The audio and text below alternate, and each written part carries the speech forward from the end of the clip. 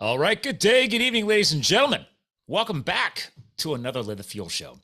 So I'm actually bringing on a new guest co-host, as I always am. We're approaching 500, hopefully by the end of the year, since 2016. Plenty of episodes. So today we're going to hit close to home for me. We're obviously going to be hitting on a little bit of health, maybe some healthy lifestyle impacts. But obviously, this is great for the business pros out there too, because a lot of people underestimate what's happening inside their own home, let alone their own businesses. And this is going to be fun for me because you guys get to tap into a little of my professional background and what I do when I'm not podcasting.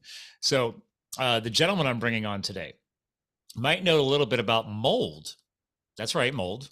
It's bad. Don't let it go into your home. And if it's in your home, get it the heck out. I mean, we could just end the show right there. But no, seriously, this guy's a visionary, man. He's founded a company called Mold Solutions, and I love it because a lot of what I do in the professional space impacts the HVACR industry, which translates to heating, ventilation, air conditioning, and refrigeration. For my longtime listeners, I'm a high-level sales consultant, a trainer. I work with contracting companies. I train them on all different types of factories that my client works with. But one company I work with is niched in indoor air quality and in UV light technology that kills things. So all this is going to come up today because this gentleman knows a little about that too. And he's got a high level of top tier recommendations and remediation programs. And he's even got a cool ebook that just has been come out today. So preventing mold in a humid climate called Mold Free Living. So without further ado, we're going to geek out together. Brandon Faust, sir, welcome to the show. Excellent. Yeah, I'm pretty surprised to meet a fellow indoor air quality geek, as you put it.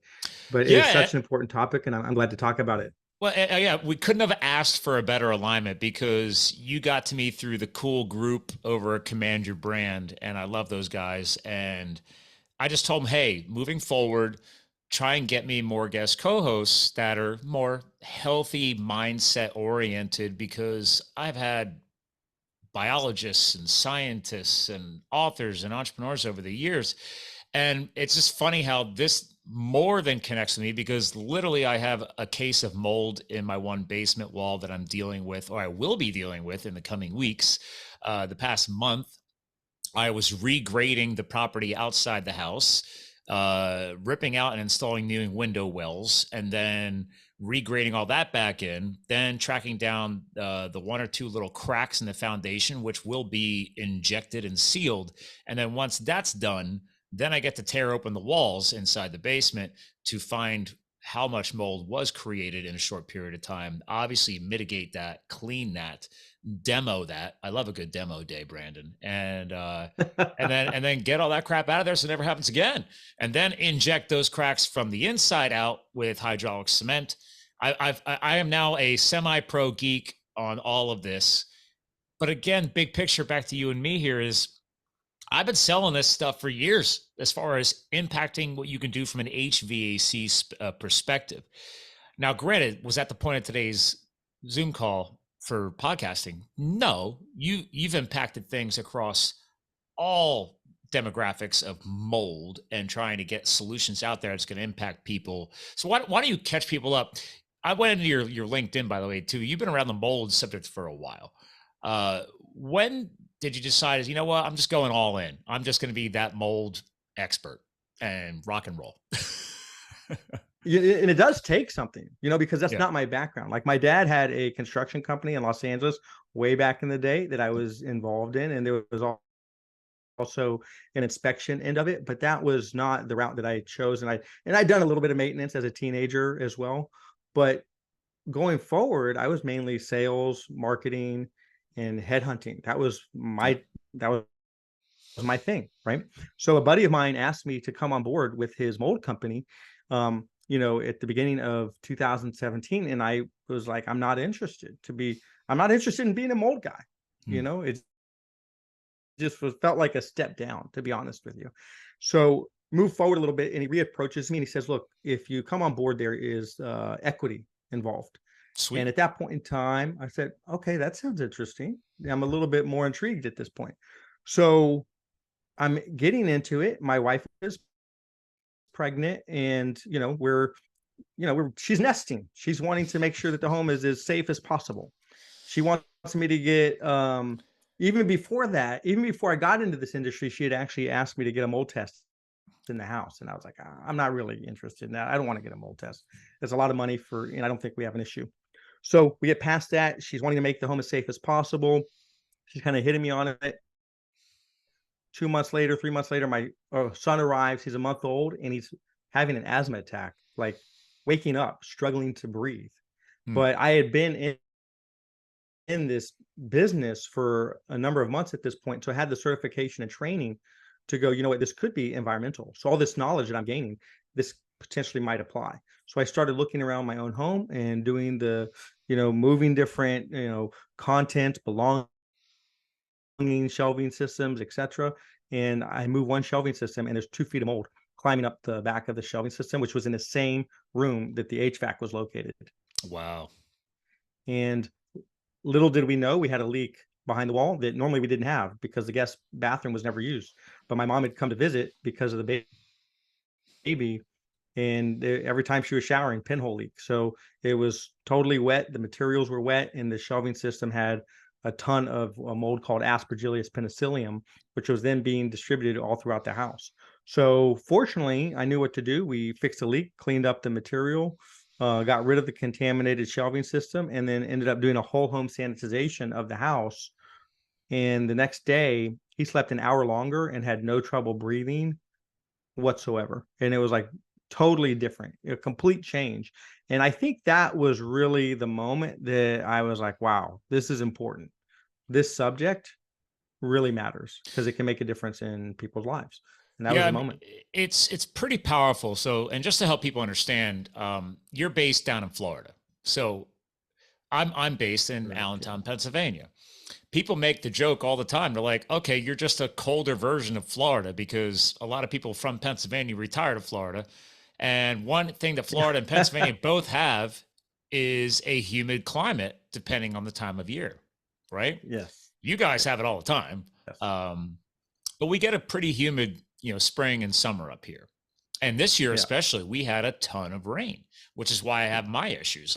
We had so many powerful rain cells impacting around here more than the past years. I've only been in this house 2 years. So all the prior owners said they've never had a water problem. That's why they finished the basement off, everything else. And then, push comes to shove. It just so happens that things just from a maintenance standpoint had been let go from the outside of the house. And that's the only reason why it triggered this problem. But to your point, now, luckily, my HVAC system is in the attic. So luckily the leaks are all the way down underground, nowhere near the HVAC system, and there's no return vents down there to pull it up into the system. So I'm just connecting on people's HVAC for a second because you hit on the fact that unfortunately your mechanical space was right there. So you just don't have a breeding ground. Now your system is pulling that in and distributing it throughout the house. Yes. It was a distribution center Yeah. for mold spores and the little known, aspect of mold, which is mycotoxins. Myco being the Greek word for fungus, and toxins, obviously a poisonous substance. So when you're dealing with the health end of it, that's if you go to a doctor that specializes in mold toxicity, they're looking at how can they pull the mycotoxins out of your body through binders and things along those lines. But interesting enough, most of the guys in this space don't even look for mycotoxins. They might do an air sample, but that's just testing for spores. But the thing that's actually the most poisonous for humans is what mold releases to defend its territory, which is the mycotoxins. So yes, it was a distribution plant for mold and its byproducts, including mycotoxins. Yeah. So more fun for you. A good buddy of mine, his wife is one of my wife's oldest best friends. And years ago, he ran a mold remediation company. So, and then since sold it probably about 5 years ago. So I've already, obviously, who I called. I was like, bro, you need to come up to the house and tell me what I got to do. Yeah. I was like, I know you sold it and you retired, and you started a different company, but sorry, everything and you're going to help me fix this. But to your point. Yeah. Yeah. And it's important. It's really important to find somebody who's like health centric. Yeah. Well, he's like, all right, Scott, you got to figure out all the problems outside first. So he's the one who walked me around. Yes. We figured out that the landscaping up against the foundation had settled over the years, and then old root systems had created a hump. So when the heavy rains were exceeding the rain spouts, because those were messed up, it was purging over the side. And I'm gone traveling on business all the time. So I missed half these storms. I had no idea it was finding its way back against the foundation, and water will find its way in. If there's a tiny little Yes. crack, he's like, it'll find its way in. Now, granted, in Florida, you said you guys don't really have a ton of basements down there. It's not a regular thing, right? Correct. Basements, no. Crawl spaces, yes. Yeah. And definitely the torrential rains, absolutely. And Yeah. it is the same type of thing. The stuff that you were telling me in terms of what you were doing to solve it was spot on. I was like, this guy is taking the right actions, because Yeah. really you have to find the water source first. Then you actually have to find the mold itself. And sometimes you find the mold and then you find the water source, because you kind of like have to think that through as a bit of a detective hat. But having that cleaned up is the first step of every mold remediation job, is Yeah. where is the water coming from, and then making sure that that is sealed up. Well, here's the best part. You'll get a kick out of this.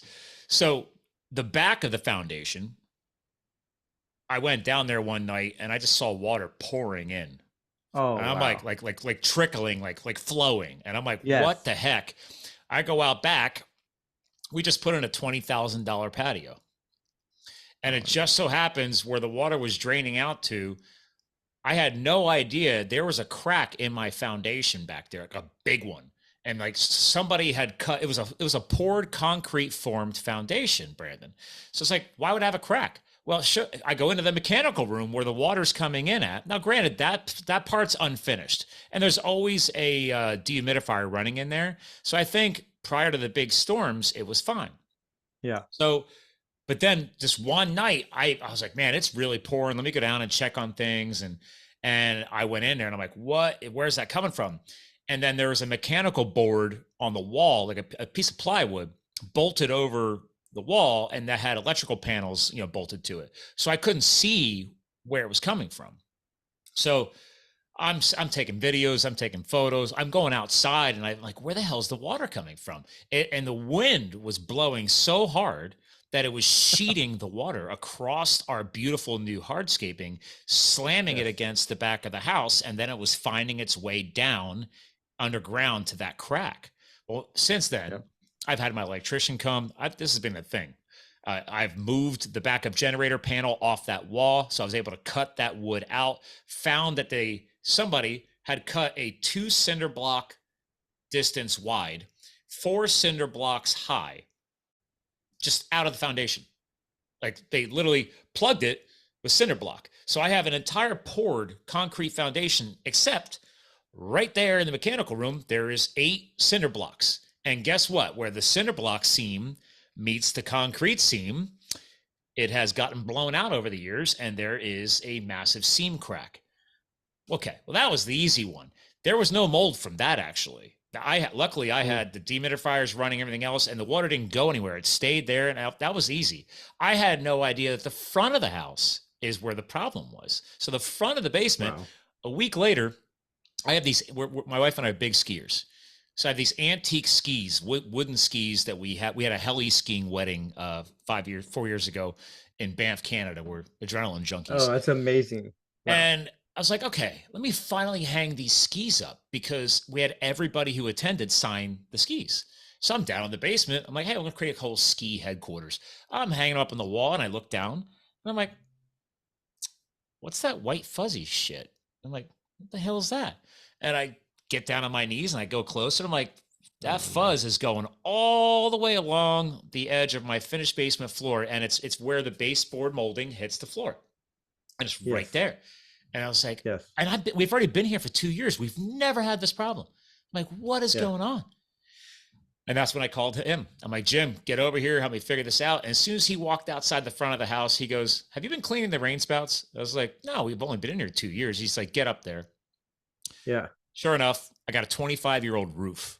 So there's about an inch thick of silt in the Yeah. rain spouts. It's all the worn off shingle Yep. sand. And it just Yep. so that was preventing the rain spouts from properly flowing. You get the torrential downpour. It was exceeding the spouts and then landing in the front flower bed right here in front of my office, mind you. And they had created this decorative river rock look going through the flower beds. Well, I started hacking the rock out of the way. Somebody years ago decided I'm going to cut all these giant shrubs out and then just cover it in river rock. So the original stumps are all out there, like 10 of them. And so the root balls were there. So that created this hump. So the rain shoots over the rain spout, hits that little river rock decorative thing, and then flows back against the house. Towards the house. Yeah. And then my buddy Jim, like you, he goes, oh, dude, he's like, basement windows. Classic thing over the years. Even if it's poured concrete, he's like, look at your bottom corners of the cutout concrete window frames. He's like, dig the dirt back away from the foundation. He's like, even if you see a hairline crack, that's where it's getting in at. And sure enough, one of the 2 basement windows on that moldy wall, I found a 4 to 5 inch long hairline fracture going on a 45-degree angle, just like he said. He's like, I saw it for 20 years. He's like, I guarantee you, the water was never a problem before. This year it was. It found that little crack. It found its way in. Now, obviously, for the past 3 weeks, I've been excavating, bulldozed that all out, redid everything. I have the next phase is I'm trenching this side of the house. I'm going to bury the rain spouts to get all the water. When I go in, I go all in. It sounds like it. All in is that's the way to do it. I was like, if I'm going to fix it, I got to fix it all. I got to fix it all. Yeah. And look, taking the water away from the house is such a huge aspect of any remediation job, so you could have in Florida, you might have a crawl space where maybe you have 2 feet of space between the earth and the bottom of the house, right? The subfloor. To get like access to utilities and like like your contractors need to be able to run electric under there, whatever, all kinds of stuff, right? Yeah. And maybe they did that, to prevent flooding or whatever they were thinking back in the day when they were building these homes with these, the space between the earth and the actual bottom of the house. Or like you're talking about the gutters and making sure that those are draining out far enough, because even if you have a concrete slab, a lot of times the contractors down here may not be doing it the right way, where they're putting down some sort of a vapor barrier, and who knows how long that will last. But the actual concrete, floor, the slab it's going to it's porous. So there's going to be capillary action. It's going to pull water up. And if you have a wood floor, with some glue down on that slab, mold loves glue and it loves wood. Oh yeah. So you can have a moldy mess, throughout the entire house, which we've definitely seen that too. The most important thing on preventing mold is making sure that your home is as dry and clean as possible.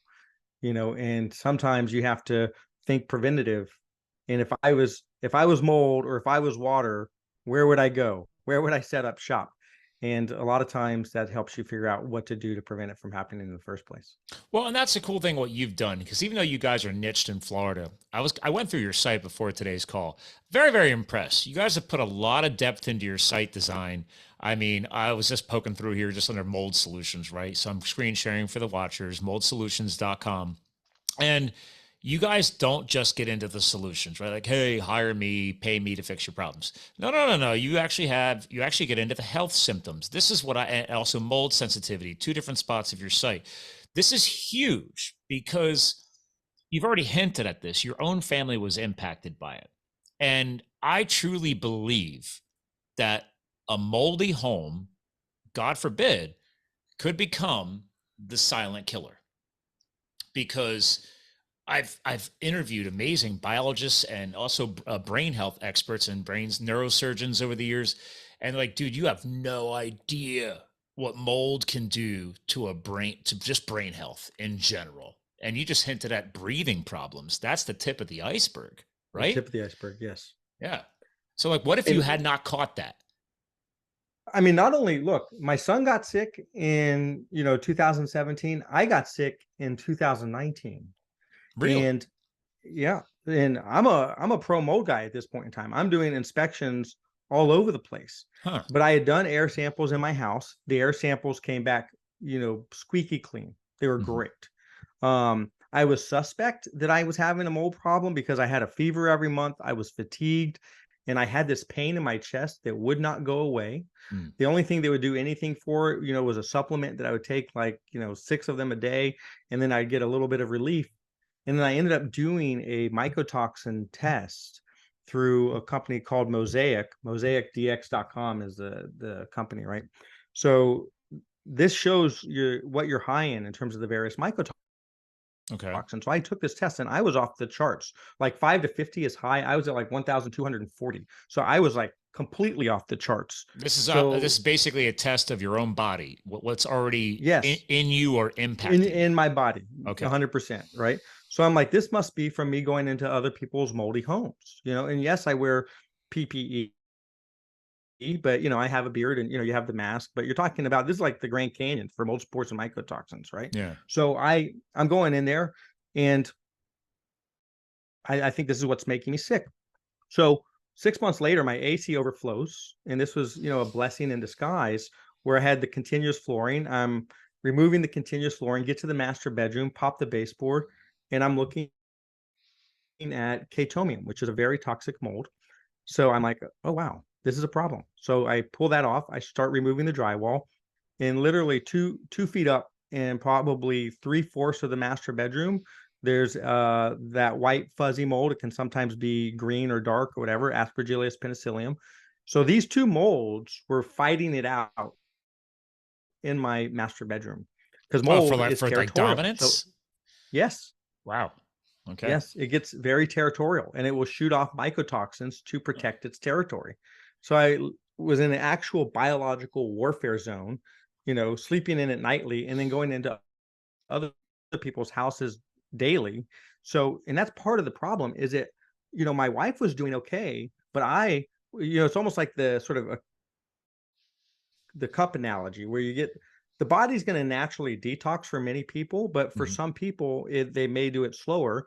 But if you're being constantly, intoxicated, if you will, and then you're not getting recovery from your sleeping, time periods, then yes, you're going to overflow. And that was exactly what was happening with me. So the the moral of the story is that, after I did the cleanup, within 3 weeks, all of those symptoms went away. Nice. That's all it took for me. For my son, it was almost instantaneous. For me, it So took 3 weeks. is that because And you just didn't have go it ahead. built up in your system over a long period of time? Because I've also read, and people have discussed that, where if you had this going on for years, it could take, again, to you, it depends on a person's biology and their detoxification Yes, protocols in their body, but it's like you might have chronic issues for years until it's fully cleared yes, out. Yeah. that's correct. Yeah. So fortunately, I was able to, get to a spot where I was able to function, at a good point. Now, could I be even better? Probably. So that's part of the reason I'm working on like the superhuman protocols, and going into like a sauna, like a Hmm. sweat out ozone sauna, etc., to make sure that I'm getting as many of these toxins that I'm exposed to on a daily basis out of my Smart move. system. But Yeah. you're absolutely right. The long-term impact, what you're going to notice immediately is the short-term impact, like the coughing, the sneezing, the itchy eyes, the rashes, things along those lines, Mhm. headaches, joint aches. But the long-term neurodegenerative issues are the ones that are the most concerning. Alzheimer's, Parkinson's, dementia, and even cancer. Some of these things that are linked to mycotoxin exposure are, they're concerning, to say the least. Yeah. So it's really vital that we do, and that's really what drives me. And when you see that on the website, I appreciate that you notice that, because for me, it's more than just a job. It's more like a mission or a crusade to really make sure people are aware of the impact that mold can have, Well, from one because it's no sales joke. pro to another, one thing I've learned in my still young career is once you get good at what you're doing, you realize sales is not selling. A true leader Right. is going to be Yeah. moving into the role of a teacher. And Yes. that's what I saw when I saw your site. I said, look at this. They're teaching. Yes, you can click on the solutions. Yes, you could call them, but no, no, no, no. Let's go over understanding the health impacts, understanding the symptoms, not realizing that people don't think that, oh, okay, itchy eyes, it's just, it's allergies. I'm like, yeah, but if the allergies are being created within your own home, and here's a little hint, ladies and gentlemen, it's even easier in new construction. because new construction Yes. building codes, they're even tighter than they were before. Like my old house, dude, my old house was 1910. My wife's great grandfather built it. That thing breathed so well. I don't think I could care less if there was mold in the basement back there. I was like, it was, dude, there was old rope pulley windows. I mean, that house Yes. was not, quote, energy efficient. It was not airtight, that's for sure. Okay. No, it breathed very, very well. Now this house was Yeah. built in 75. But now what I did in the old house and what I did in this house is, since I understand it all, I immediately get the HVAC system cleaned out right away. I do an inspection on the coil, make sure the coils are clean. And again, little hint, ladies and gentlemen, your coil is what, if you have a central air system, the coil inside your air handler, AKA furnace, that is what is going to be heated up in the wintertime. And then when the air passes through the coil, that's what's warming your air. In the summertime, it's being chilled by the refrigerant. So that's what's obviously cooling the air. Air is constantly passing from the ductwork through that coil. That coil is a petri dish, hands Yes. down. I mean, is there a better way to put it, Brandon? I mean, A mold manufacturing plant, petri dish, yeah, something that just is a mold feast. Like when the mold spores show up, they have a party. It's like Mardi Gras yep, in your AC unit. Pretty much, yeah. that's a great way to put it. Yeah. So because I work with an indoor air quality manufacturer, I was like, sweet, can I get an employee discount? Like, I'm not their employee, but I was like, yo, can you get me?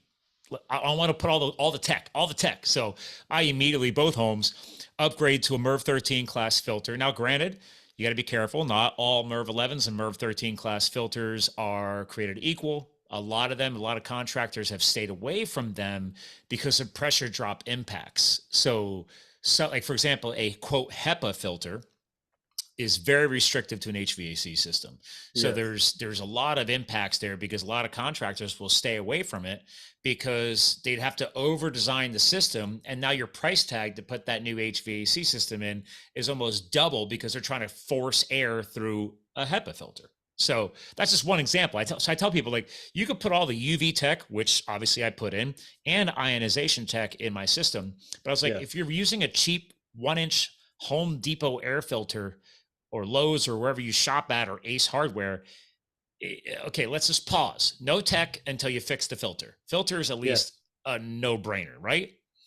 Yes. And you have to make sure you change the filter. I had Oh, you're one supposed to do lady. that too, huh, Brandon? Yeah. Yeah. I had one lady that didn't know where the filter was.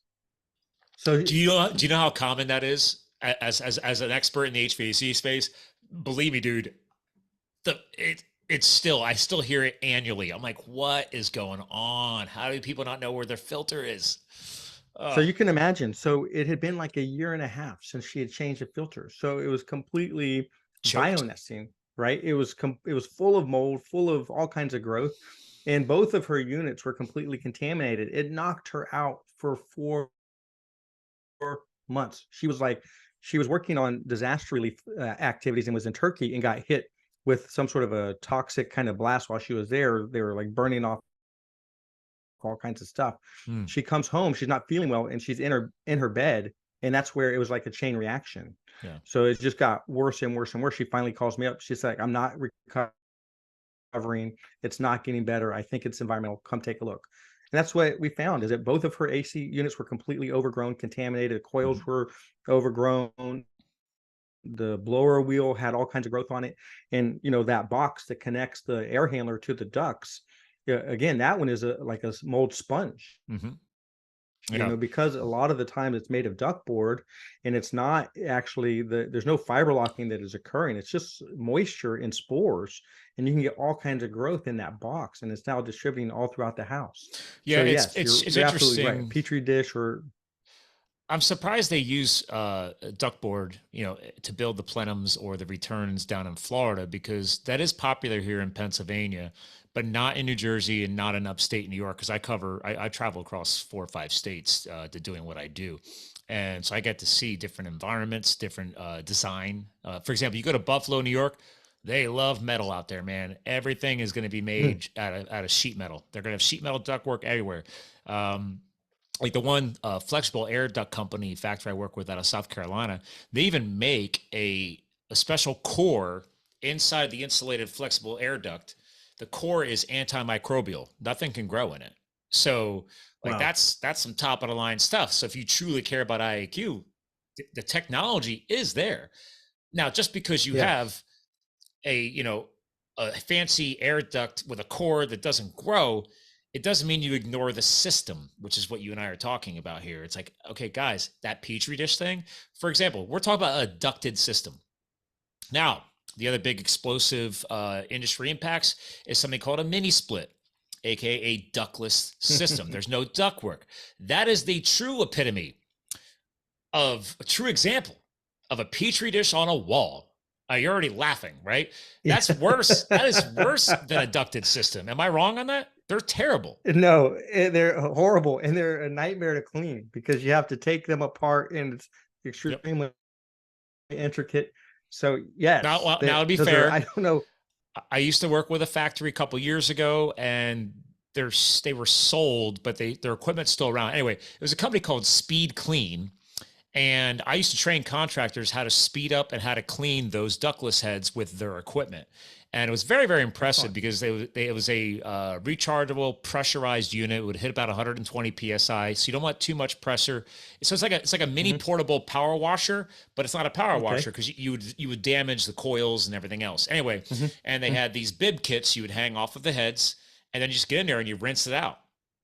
But that factory that I work with now, they also make a universal UV lamp kit that goes in those heads. So when you do take the head apart, once you've cleaned everything out, you install these UV lamps. They're small 7-inch lamps that can fit in any ductless head. Get them up in there. They have directional shielding on them so you can spin them and position them so only the light is shining on the coil, not on wiring or insulation or anything else. But I've been training on this forever too. I'm like, guys, everybody's mini split ductless should have a UV kit in it. I can't tell you how nasty I've seen those things. If you haven't done a PM cleaning cycle in 2 seasons, something's going to be in there. I don't care. I think that's fair, right? I mean, at least 2 seasons, So you're going to have this is what something I'll tell growing in you. it. 100%. I'm telling people, look, you want to get the ducts probably sanitized quarterly, maybe every 6 months, do duct cleaning, but definitely you want to change out these UV Mhm. lights, every year. Like that's what I If they think. have those So I had installed.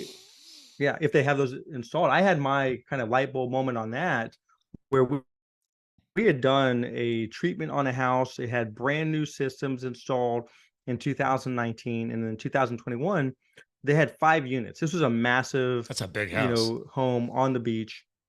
It was massive. And they call us back in 2021, and they had the theater room was overgrown with mold, and the master bedroom was having issues as well. So we go and check out the HVAC, and out of the 5, for whatever reason, all 5 of them got purifiers in the plenum box. Mm-hmm. But out of the 5, 2 of them did not get UV lights installed on the blower wheels for whatever reason. We weren't doing that at that time. Now, this whole house, So these we are all opened it up, ducted and the systems? 2 ducted They're systems. all ducted. Okay. Yes, they were duct. Yep. Yeah. So we open up 2 of the units that don't have the UV lights on the blower wheel, and those were the 2 that were completely infested. And that for me was the moment. From that point forward, because I didn't know, I was like, the UV lights, do they work? Do they not work?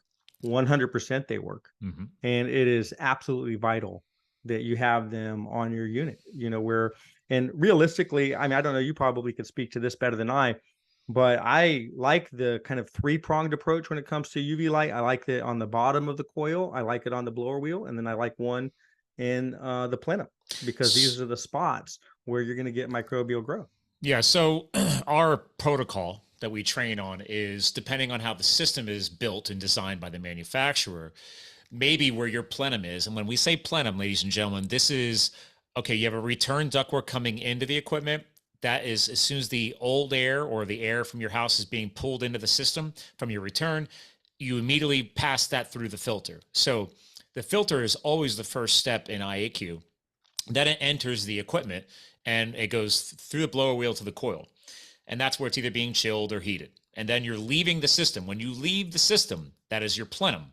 The plenum then hits the main supply ducts. So now you've filtered it. You've hopefully had UV or ionization or all that tech in there, whatever you got going on. And then you're hitting that plenum. And then the plenum Depending on the house design, it could have one main supply duct. It could be branching off into 2 or 3 supply ducts, however they design that house. Now, to your point, Brandon, if the plenum is within 12 inches of the coil, depending on how that system was designed, maybe the coil is stacked right on top of the unit. So we've always educated that, listen, if you can have UV light within 10 to 12 inches, no greater, you are treating that surface area. So a lot of minimalists will want to say, great, I'm just going to put one of those nice high-end, plenum unit air purifiers in, which is not just targeting UV. You've got PCO on it, photocatalytic oxidation, or some additional tech which is great for deodorization and everything else. Now, the factory I work with, I'm always teaching guys, well, that's great if the coil's that close, but if it's not, you need to be putting a dedicated coil lamp assembly down there too. And if, depending on how the coil is designed, it could be an A coil, it could be a Z coil. I try and get as much UV into that environment as possible. My own house up here, I have 2 dedicated coil lamps over top of the entire coil. Then I have the dedicated plenum unit. Then I have a MERV 13 filter, and I went ahead and added an ionization unit in as well, because now ionization does not do what UV does, people. Okay, a lot of false press came out after COVID and everything else. So ionization does not kill bacteria and viruses like UV light does. So in HVAC 101, you need, if you're trying to solve and kill, and actually, here's a real hint. The brand is going on here, right? We want to inhibit growth.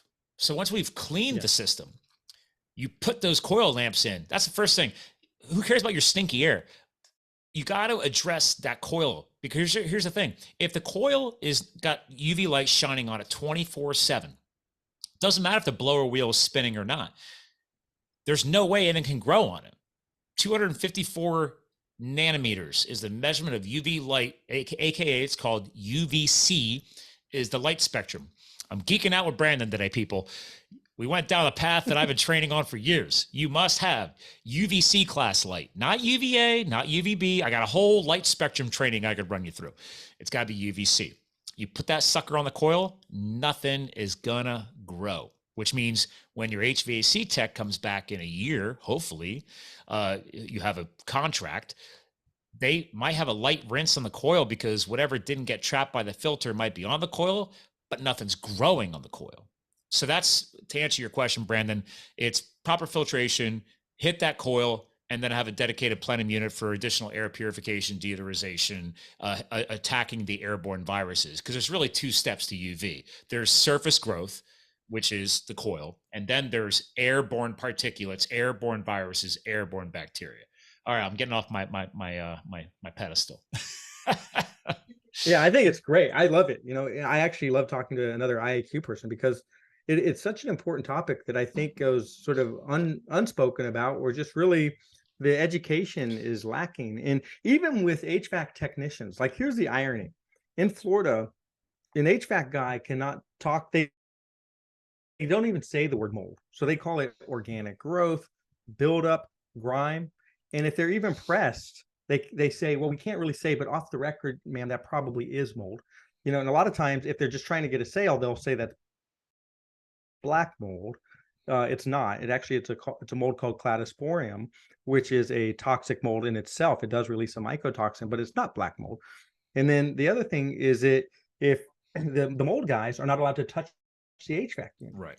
So there's this disconnect that has been created through legislation, or potentially maybe it's actually a needed thing. But for me, because indoor air quality is so important, I got both licenses so that I don't do HVAC installs, because that's not where I'm at. That's not what Mold Solutions is about. But we absolutely are a health-centric mold remediation company, and the ducts, the coils, the blower wheel, and everything we're talking about with UV lights is part of that. Mm-hmm. So we had to have the HVAC license to be able to install it, to be able to clean it. Smart move. I don't hear that very often. Duct cleaning. Yeah. That's interesting. You went and jumped through that extra hurdle. It's not something that's very common. Well, especially in Florida. I mean, yeah, it's a crucial part to anything. Yeah, it is. Yeah. Do you find in your the mold it's the mold capital of the world, right? Yeah, I mean, that's what I'm saying. I was about to say that. I'm like, Florida, I feel like, is the ultimate literally breeding ground, because I'll tell you, I don't work in Florida, but I know from the factory I work with that Florida and Texas are their two number one, their top one and second place, first and second place markets for selling UV. I mean, they sell more UV products in those two states than anywhere else in the country, really because of your climate. And like you said earlier, this giant house on the beach, dude, every single system should have an IAQ system installed on that. You have never ending moisture. You're on the beach. Hello. Yes. And it's got to be properly handled. And some of the guys that are more like old school experts or inspectors, I had one of the guys just recently. I said, look, we need to get some swab samples taken, on the return plenum and also the supply plenum. He says, well, this agency and that agency says that we really shouldn't do that. And every HVAC unit in Florida is going to have mold on it. So what's the point of testing it anyway? I'm like, oh, okay. So you're neglecting to address one of the most important aspects of indoor air quality and the health of the families that are living there. If I hear from a family, we've all been sick for a couple months and we can't figure out why, the first place I'm going to is the HVAC unit. Yeah, I agree. Because let's say there wasn't anything on that coil to begin with, but then because whatever, they waited too long to change the filter, or it was a really aggressive pollen season in the spring. So the system pulled a lot of particulate load into the system. Well, now, because nothing is on the coil environment, you've introduced a ton of maybe new spores from Mother Nature. And now you've got a breeding ground because all it needs is it's dirt plus moisture. I mean, it's not rocket science. Oh, and then you're in a dark environment. There's no light. So again, Petri dish effect. This is like elementary school science class. It's not rocket science, right?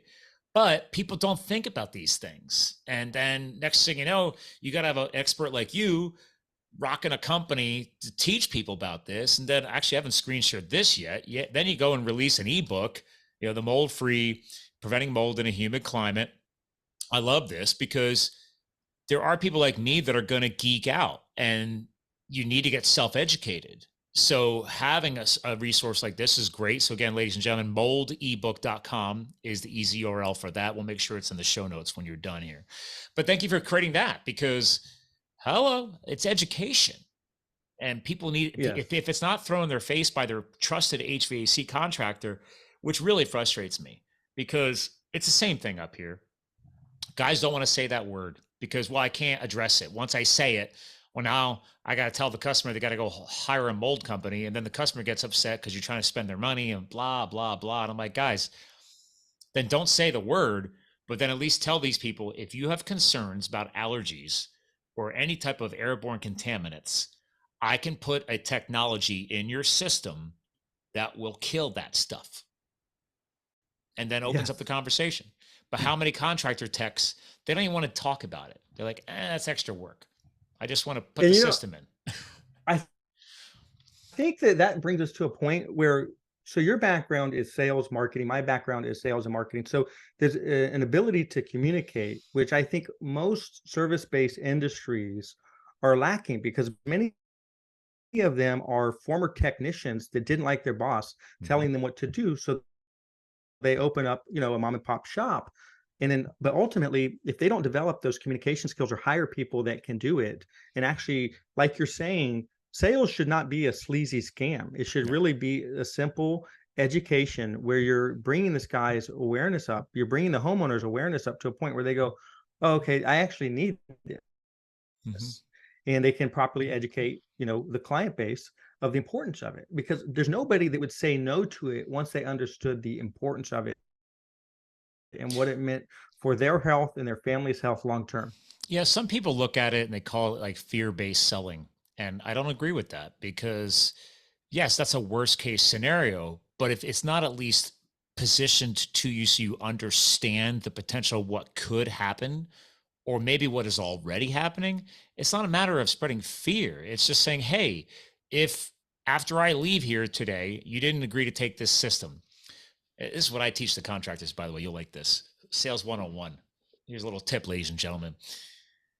put it in your paperwork that they're declining it, that they don't want to hear about it. And that they're not, like I told every HVAC company I go in and I train their entire team, I tell the owner of the company right there, I was like, show me your contract, show me your invoicing.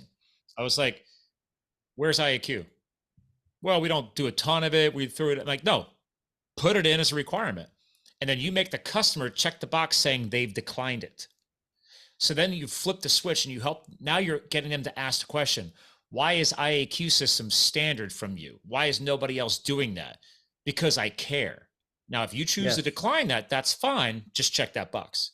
But it at least opens the conversation, right? So that's how I play that game. I'm like, put it in your paperwork. Yeah, it makes total sense because you want them to actually have a forthright take a look at it and acknowledge I have been given the information. I'm deciding not to do that at this point in time, but at least you've opened up the conversation. Yeah. And it is important because if you haven't, then they wonder why they weren't informed of it in the first place. Why wasn't I told about this? Well, the best part is people once you start breaking the walls down, like for me, I'm the B2B guy, so I'm working with the contractors, I'm working with their trainers if they're a huge company, or if they're a small. Actually, in a couple of weeks, I'll be up at a small mom and pop operation in the Pocono Mountains of Pennsylvania, because even though it's not the beach, it's mountains, it's trees, there's moisture. It just, and this guy's like, you know what? Nobody in this area has carved out a niche in IAQ. So the owner came back to me and he says, Scott, help me become like the IAQ guru of this region. And I was like, challenge accepted. I love where you're going with that, because now the only step is getting the buy-in from his team and getting them to have the conversation. He's already buying the tech. I mean, he's using all the stuff that I train on. So it's great. The door is open, but now he's trying to get the buy-in from his teammates, his employees. It's like we're probably gonna do like an incentive program or a spiff thing or something like that. But it's like, guys, like you're that's a breeding ground market up there too. All those vacation homes. One last tip real quick, ladies and gentlemen, whether you have a ductless mini split system or a ducted unitary traditional ductwork HVAC system, leave the fan on. Stop turning the fan off. Like, even if you're not calling for heat or calling for cooling, just leave the fan on all the time, especially if you have a ducted system, because then it's pulling the air through the filter and it's at least filtering the air. And oh, by the way, if you have UV and ionization technology installed in the system, that means, because the fan's always running, even if you're not calling for cooling or calling for heating, the air is constantly being treated 24/7. That's what people don't understand either. Leave the fan on. I can't tell you how many homes, friends of mine are like, I was like, why is your system not on when I'm at their house? They're like, well, it's a beautiful day. The weather's wonderful. And I'm like, yeah, but at least have the fan on. Like, filter the air. You have a filter. Filter the air. Not to mention the other thing that's doing, right? And I recommend people to have it on auto so that it kicks on and off, so that the coils have a chance to dry out. But to your point, it's constantly turning on. Every day it's going to kick on, right? And the thing that's vital to that is that you actually have that airflow. And you have, because that's a crucial part of preventing microbial growth, is stagnation. Having that airflow, because it actually moves the spores and it prevents them from being actually able to take root. And I think that that's probably where most mold problems come from, is just not understanding like what it is. Because people go, oh, well, mold is everywhere. And that's true. Every home is going to have, it's not that it's going to have colonized mold, but it is going to have mold spores. Yes. So you have to understand there's colonized mold, there's mold spores, and then there's the toxins that mold releases. These are kind of like different phases of mold, if you will. And yes, every home is going to have some mold spores. So the whole point, even with the UV lights, is to actually break down the spores before it becomes colonized growth, because colonized growth is what's going to actually produce the toxic gas. So when you have fans going, you're preventing the spores from having a chance to take hold. Because you mentioned this point earlier, what does mold need to grow? It needs water, oxygen, and nutrients. And in some cases, that darkness, it loves darkness for sure, because there's no UV, there's no sunlight, to our point. And the other aspect of it is it temperature, but there's some molds, believe it or not, that actually like the cold temperature, like cladosporium, which is why you find that cladosporium mold in the HVAC unit, because it gets cold. Yeah. It's So you have to very have the fans going. one thing, because we're coming towards the end of our slot. I got another show coming up, but one thing I want to remind people, and I know you'll appreciate this. This isn't a podcast to sell UV equipment. This is a podcast episode specifically to create awareness and self-education. Like, again, like you can go to your site, you can go check out the ebook, but I remind people all the time that this technology has actually been around for decades upon decades. I mean, the one factor I'm talking about, they make massive systems that go in the hospitals. So let's think about this. So if massive universities and hospitals are using this type of technology in their HVAC systems, why would you not put it in your own home? Right? I don't know, Brandon. What are your thoughts on 100%. that? I mean, 100%. And again, I was a skeptic. I was a skeptic on the mold. I was a skeptic on the UV lights. Maybe that's a little bit of my nature, but I tell you, once I see that something works, I become an advocate for it. And I can tell you, in both UV lights and in mold prevention and making sure that you remove the mold if it gets into your home, I'm all about it, because at the end of the day, it's about helping people and it's about improving people's lives and making sure that they have, if you can't live your best life if you're unhealthy. You can't True. live your best life if you're intoxicated by mold and its toxins, Mhm. or, whatever other stuff that might be in your air. Yeah, and especially if you're, again, I have to screen share one more time. This is perfect timing. You're saying this because, again, ladies and gentlemen, moldsolutions.com, the health symptoms section alone. Like my wife and I, we don't have kids, but we have friends and family who come and visit, and I want to make sure my home is clean and safe, right? I don't want to be having a problem. Now, granted, it's not prolonged exposure, but obviously, there's other people out there in their own homes that got allergy issues, the aging population. Maybe you already have underlying conditions that you've had for years, and then you move into a home, and this says whether you're pregnant or not. I know people who have inflammatory diseases. Well, you have this added in, it's going to make that type of stuff even worse. So it's really important to get educated and understand this. Like I said, as we keep advancing our energy efficiencies and modern home construction, it's getting worse because the homes are tighter, the businesses are tighter. I've been pushing for a decade now to make IAQ an industry standard. But again, to your point, the homeowner or the contractor looks at it as an added expense or an added bill. And unless there's a trigger, like to your point, oh, well, now somebody's got a problem. Well, now I'm willing to spend the money. I was like, no. I was like, I put my system in. Every year or two, everything gets serviced. UV lamps get changed out. Filters are being changed every 6 months. Boom. I'm like, I'm on it. I don't even want to worry about it. Peace of mind. Peace of mind. That's part of what you're paying for, is that peace of mind. But at the end of the day, you're really paying, you're saving yourself money. You're actually investing in your health, because you're going to save money on doctor's bills. You're going to save money in terms of longevity and well-being. So it's absolutely, I love the fact that you're doing that. I didn't realize when I was stepping into the show that was where you were at, and that you had a background in this, which is great. And it really is such an important topic, It is. And I'm glad that we were able to make this happen. The crazy thing is, that's why I was like, this is gonna be a great show, because, well, I don't always talk about this in the podcasting world. And to your point, it's, who wants to be on a pharmaceutical band-aid? If this is the root cause, clean your house, clean your system, and moving forward, the system will stay clean. And you've removed one more trigger on your life that it could be really impacting you in a negative way, or impacting your children or your aging, parents or whatever. But dude, we're not supposed to be on drugs. That's a whole other Right. podcast. Like, drugs are a temporary solution. What is the root cause? As you've hinted at, a lot of issues can have a root cause around this subject right here. And the medication's not going to fix the problem. You got to clean up the root cause, which is, again, mold, fungus, bacteria, airborne allergens. All that stuff has to do with IAQ. All that stuff has to be confirmed by a mold professional like yourselves, a company that can do the testing. explain to you what it all happens. Where is it happening at? Now, granted, in my case, my basement, it's got some mold. That's not the HVAC system's fault. That's just me not realizing whoever did the landscaping was an idiot. So, and again, I haven't opened those walls yet, Brandon, because I got to make sure everything else was taken care of. And then we're going to seal that off, because you don't know what's going to happen when you open those walls up. So, and look, I'm going to just say, I'm going to tell you this because you're about to go through it, right?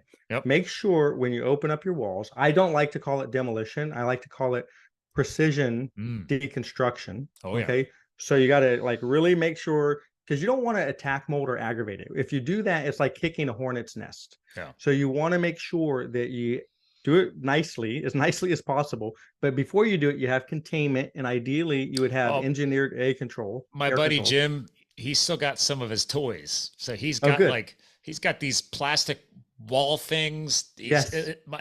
I think my basement's gonna look like a lab when he's done with it. Yes. And then the evac fans and all the things. Excellent. Excellent. And then you do the full micro cleaning and all that stuff. So it sounds like you're in great hands. Yeah. And the one last thing I will say is, for me, as a progressive individual on this particular matter, right, I'm always looking for new technologies that are going to make a difference, whether it's UV light, or one of the things that we use is a whole home sanitization, where we are atomizing a product that actually will break down mold spores that are airborne, because not all of them are going to get through the HEPA filters, because there's a space that the HEPA filters will work in. But if you can replicate the way that mold travels, because it usually travels through air current and it's pressurized and it's going to get into nooks and crannies. So find a company that does something like that, where they have a dry fogging system that lingers long enough. You want that hang time to be like Jordan, where it's just like hanging long enough that it breaks down microscopic contaminants or pollutants. Nice. So that's a nice little added step to any sort of remediation. That's awesome, because usually I ask my guest co-host to leave behind some final words or some tips, but you just nailed it right there. I was like, you already kind of helped bring the show to a close, because I love seeing those powerful little extra bonus tips or takeaways, because obviously this is your expertise. This is what you do. I only was able to kind of rhyme along with you because I'm just speaking to the HVAC stuff that I know.